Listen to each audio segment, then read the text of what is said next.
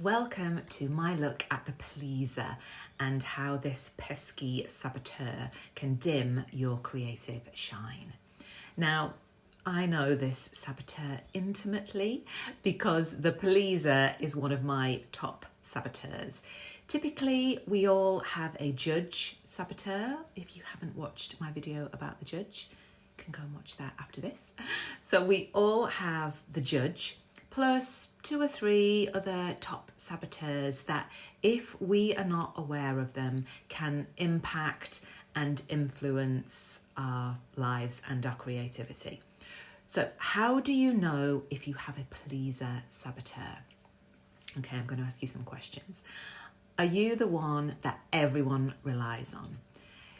Do you find yourself saying yes a lot to help other people out?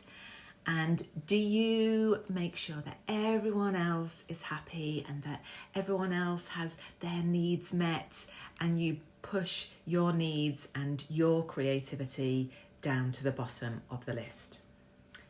If you found yourself nodding along to a few of those things, it is highly likely that you could have a pleaser saboteur. So how does this impact you creatively?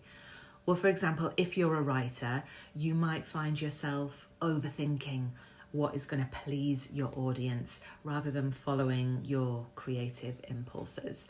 So you end up second guessing or watering down your creative choices and end up with a very nice but a very safe version of what you wanted to create. Or you might not even get to that stage where you're creating because you're so busy prioritizing everyone else's needs. So what do your kids need?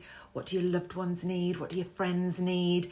And you don't even prioritize time for you and your creativity. Or if you're an actor with a strong pleaser saboteur, you might audition, and when you're auditioning, you might find that you veer towards giving a performance that you think the casting director or the director wants to see. So you're prioritizing pleasing them rather than being brave and just letting loose and following your creative instincts. Now, I know that part of a casting is to deliver a performance that works for the role and that they like. But when your pleaser is in the driving seat, it often means that you end up playing it a little bit safe and in the process end up missing out on the role. So that's your pleaser. Wants you to do the right thing all the time, wants you to be liked, feels anxious because you're worrying about what is going on for everyone else, and in the process you miss out on opportunities because you're playing it too safe. And when you're constantly worrying about everyone else, not only is that exhausting, but over time, you get more and more disconnected from your creative center. And that's when that feeling of resentment kicks in, because in actual fact, you were trying so hard and you care so much, but it can feel like you're not getting anywhere.